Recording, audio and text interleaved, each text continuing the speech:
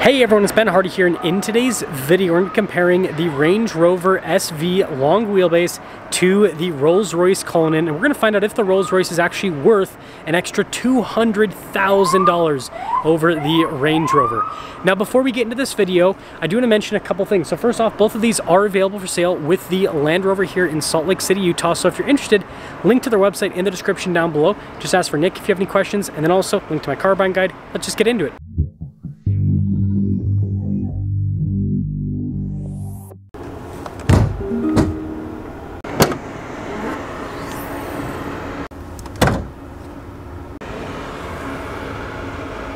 Powering the Rolls-Royce is a 6.75 liter V12 that goes through an 8-speed automatic transmission. Power outputs are 563 horsepower and then 627 pound-feet of torque. And I love how this is displayed. Looks so cool. And speaking of display, look at the engine here in the Range Rover. So it's a 4.4 liter twin-turbo V8 that goes through an 8-speed automatic transmission. It puts out 523 horsepower and then 553 pound-feet of torque. This engine is borrowed from BMW. Let me tell you, BMW knows how to make powerful engines.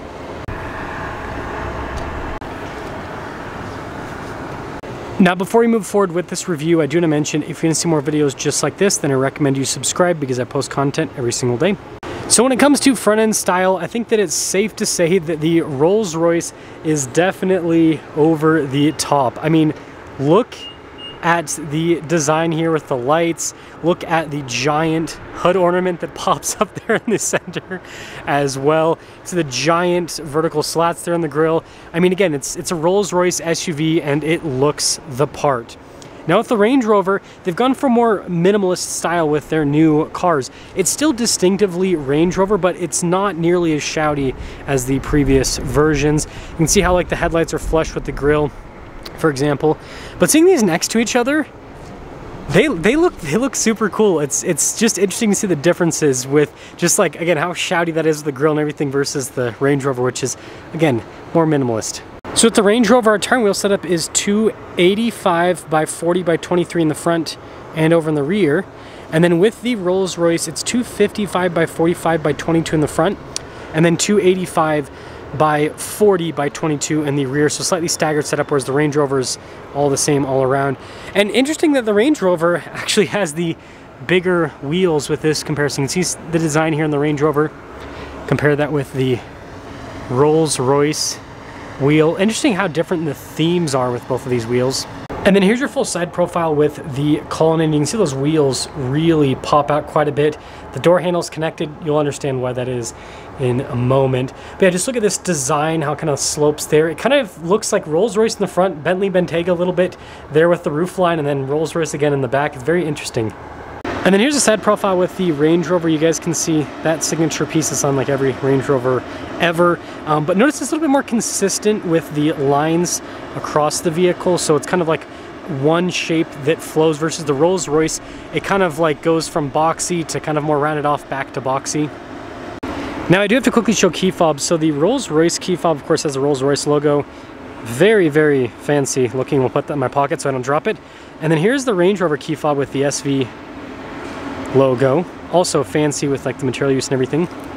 Now when it comes to cargo space, starting with the Range Rover, you guys can see here with the cover and everything in the back, being the long wheelbase, we've got tons of space in the trunk area.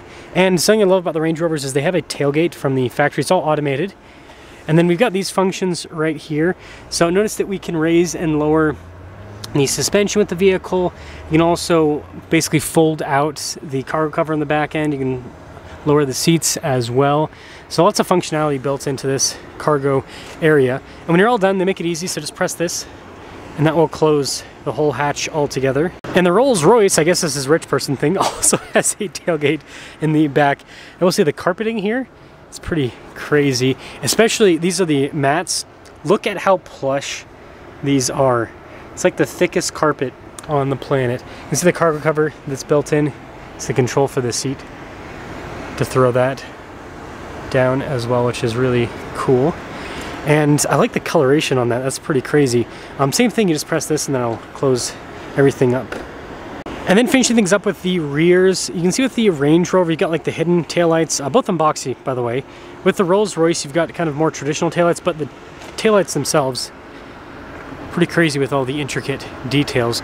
And I guess this is the point where I want to mention that I guess these are both technically like BMW powered vehicles, because Rolls-Royce is owned by BMW, and so engine, transmission, all that comes from Germany, and this has a BMW engine. So I don't know, random part of the review to mention that, but I also think it's kind of interesting, right? Now I am currently lounging in the back of the Range Rover. You can see I have so much legroom. I also have a screen here in the back, which is pretty crazy. But I do want to quickly take a look at the door panel. So look at the trim across, down below. You can see all the seat adjustments here. Look at that trim as well. And then all the window controls. Everything has a very premium finish on it. And notice that even at the bottom of the door panel, soft touch trim. I'm going to let this close. We're in a little bit of a slant. Got a grab handle up top. And here's the screen, by the way, turned on. And then you probably noticed sunshades here in the back. And then I do want to mention these seats in the back of the Range Rover, super comfortable, really nice trim throughout. Got the fancy tray table here in the back. Like, look at this. This is so crazy. I feel like I'm in the back of a private jet or something, even though I've never been in one, but I've seen photos. Does that count? You guys can see here with the controls for the back screen, so we can do the blinds, for example. Got our own climate zone as well. And then we've got a little storage space here. And it looks like we do have the original window sticker, so we'll take a look at and compare the original MSRPs on both of these vehicles. And then this is so cool. This is the champagne cooler. I do want to mention there's like leather trim all around this. So like even on the car cover, so you feel like just premium all around. And of course everything's automated, so I press this button right here and that'll open it. And yeah, they call it the fridge, but they've got like, you know, everyone always uses this for champagne flutes, or at least that's what they always advertise with these. But such a cool feature, and then it's pretty easy. You just press that to close it. So fancy, and then that's the whole cup holder situation under here. But yeah, this is high class. Now I do have to show the door on the Rolls-Royce. Yeah, it opens up backwards, suicide doors as they call them. But yeah, look at the material use. You can see like the door handle as well. And then just the coloration on this is crazy. And then the seats in here. And it's so interesting, like the entry into this, you feel like you're entering into just a completely different vehicle because of how this kind of comes out here and then with the door opening, but it's still easy to get in, by the way. Just kind of slip right in. It's got a lot of room. I feel like the Range Rover had a little bit more space in the back. It's a little pocket right there. This is so cool. Everything feels very kind of like high quality. You can see heated seats here for the back. And then just notice, again, with all of the finishes, even at the bottom and down there as well. And this is nice how they've padded this area, even up here. Interesting. And these are very pillowy. Oh, I just noticed this also has the crazy headliner with the shooting stars. A few other things, just like the Range Rover, you got these fancy grab handles, and then you actually have this button to turn on or off the shooting stars. But yeah, really cool interior. And no Rolls-Royce review is complete without mentioning the door umbrella. And now let's start up the Range Rover. Pretty quick startup animation there. Just like the back door panel, really beautiful materials here up front. You can see with the seat adjustments, all of that. And then window controls, and then all the nice trim towards the bottom. And super solid closing sound. Notice with the blind spot monitoring there. Really nice trim around the steering wheel too. This is cool with the, and I know they do crazier designs, but this is pretty cool how it's functioned. But yeah, pretty normal controls on the steering wheel. You've got paddle shifters there too. See the traditional stalks in the back. We got a pretty traditional gauge cluster. And then you see 360 camera system with this. Pop it into reverse, really good resolution. Quick infotainment system. With 24 and beyond, with these full-size Range Rovers, they got rid of these bottom climate controls, so like they put everything into the screen, so that's a little bit different for the new ones. And then we do have a heads-up display. Again, really nice trim all across the dash.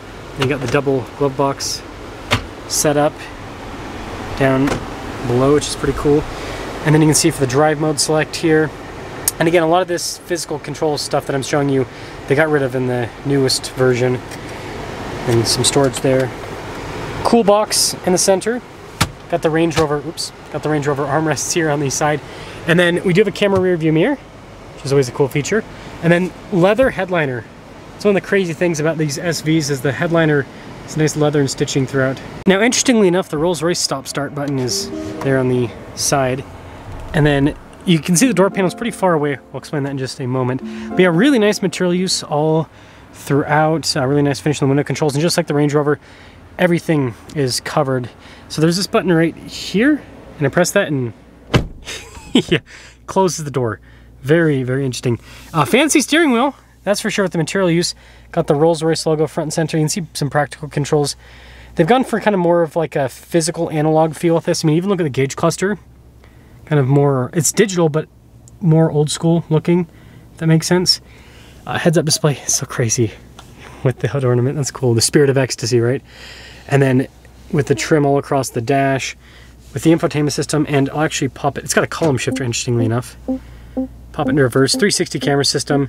Again, you're gonna notice a lot of this is kind of modified BMW UI, which is not a bad thing. I mean, it's easy to use overall, but that's kind of what you're looking at there. More physical buttons down below. This is cool. There, with that says Cullinan. And then you can see with the vents, and then I like this. Off, soft, medium, high, max. They don't have temperature, or they don't have fan speed. And then the temperature is like these. And they're going for like a, kind of like a bespoke feel with this, you can tell. And then you got the cup holders here. And then this is cool with the infotainment system control, and then you got an off-road mode and hill descent control. That's crazy. That's cool, center console. It's nice. With, I don't know if you can see that little kind of like, looks like, is that leather? Yeah, it feels like leather. This is nice too with the setup. And then these front seats, yeah, pretty cool. Rolls-Royce logo there. And no sunroof in this because of that starry headliner. It feels like it's like leather trim up top, if that makes sense. So it's very interesting setup. Well, I'll show you guys the Range Rover window sticker in a second. I kind of forgot to show that at the end of that other clip. But here's the Rolls-Royce window sticker for this one, brand new. This one's pre-owned, so check their website for the most up-to-date pricing. But originally $426,500 is what this cost. And look at the fuel economy rating, 14 combined. And here's the window sticker for the Range Rover, brand new. So originally this was $263,000, so about almost $200,000 less. Not quite, but yeah, pretty substantial difference. You can see the fuel economy too with the Range Rover. So a few things to mention in summary. That Range Rover, and you can check the website for the most up-to-date pricing, like I said, is pretty close to original MSRP with its selling price, whereas the Rolls-Royce has lost quite a bit of value. Now, luxury cars in general tend to depreciate more than regular cars, but with the Rolls-Royce, it almost makes more sense to go pre-owned than new because of the depreciation from brand new, but not too unexpected. Now, when it comes to like the summary, touching the materials and everything throughout, they both actually have really nice materials, so I don't think that there's really a winner one over the other when it comes to materials. Features, the Range Rover does seem to have a few more features compared to the Rolls-Royce, at least with how both of these are currently equipped. And so I think it just comes down to really what kind of style you're looking for. With the Range Rover, you've got that kind of like simplistic, modern, luxury, minimalist style, and you got all of the features. With the Rolls-Royce, you still get the luxury, and you do get an amazing ride. I've driven both of these, and I can say both of them ride amazingly well. The Range Rover, it basically drives like a larger Range Rover Sport, which, I mean, they're basically the same vehicle. And so it's super comfortable with the air suspension, really nice, luxurious ride. The best way for me to explain how the Cullinan drives is it's kind of like a G-Wagon and an S-Class had a baby. It's got that kind of like big tank-like feel, but it's not so like unruly and uncomfortable like a G-Wagon is. It's a lot more comfortable from a ride quality perspective. And so you do have that difference with the drive. And so yeah, with the Rolls-Royce, I think that it just comes down to if you want the Rolls-Royce style, right? It's got the giant emblem, it's got the name, and there are some really cool interior quirks with it as well. So anyways, let me know which one you would pick, whether it be the SV or the Cullinan.